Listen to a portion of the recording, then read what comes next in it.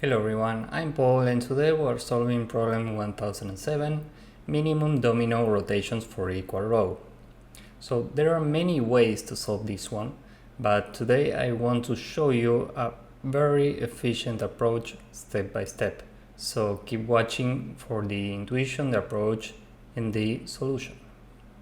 So we're given two arrays, tops and bottoms, and the values at each index represent the top and bottom halves of a domino. And we can rotate every domino, and our job is to return the minimum number of rotations such that all the values in tops are the same or all the values in bottoms are the same. And if this cannot be done, we need to return -1. So let's take this example here. There's a value in these dominoes that's repeated across all of them, and it's the 2. Okay, so this is a 2, this is a 2, this is a 2, this one and this one and this one. These are all 2's. So every domino has a 2. And we can make all tops equal by swapping this and this.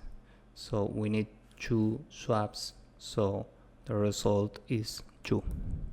Now there's one key observation we need to make here, and is that we only need to look for 2 values. This first value at tops and this first value at bottoms.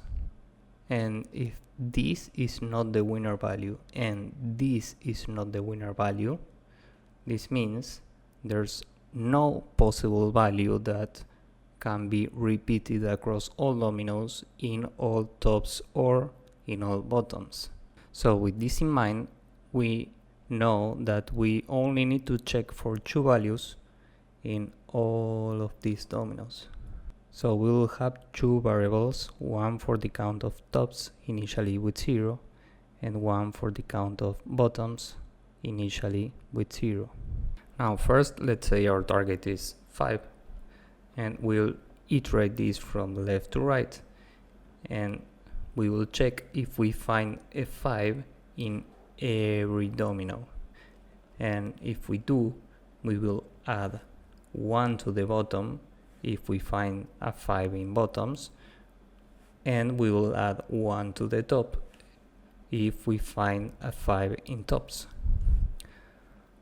So we start here and we have a 5 in bottoms. So this count is now 1. And next here we don't have any 5.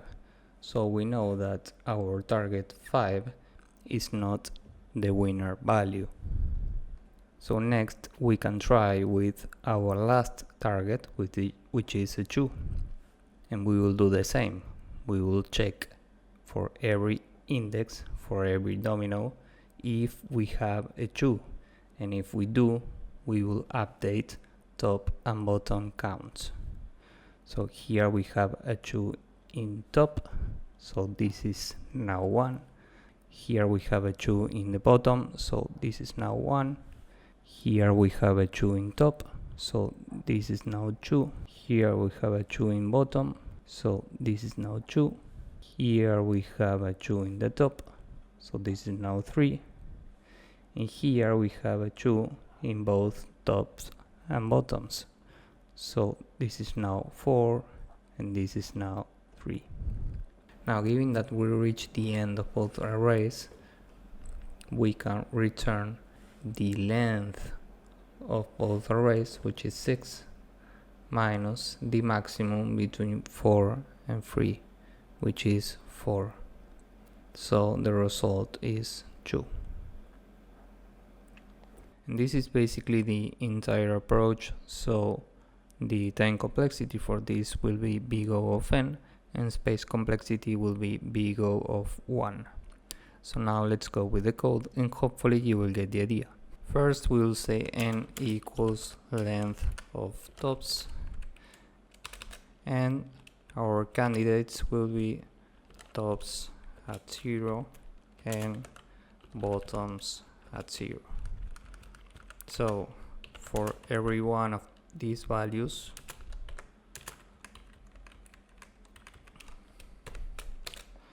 we will create our bottom count initially with 0 and a top count initially with 0.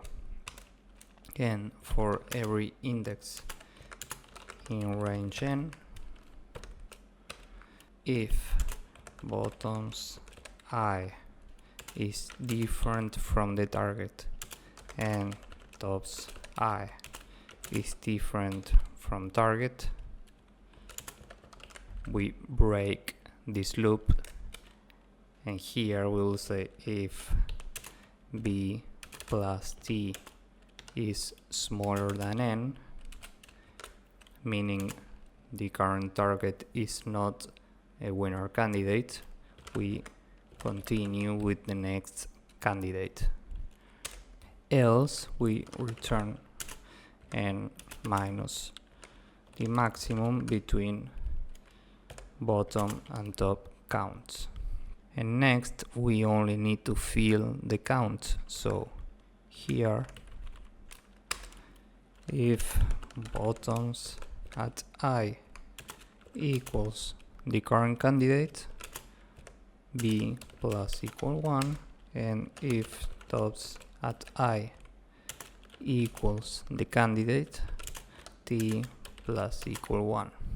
And finally we return -1 if we end this loop and we never find a winner. So this is the entire code, and now let's submit this and see if it works. And as you can see, this works and it's very efficient. So if you found this useful, please drop a like, subscribe, and see you in the next one. Bye bye.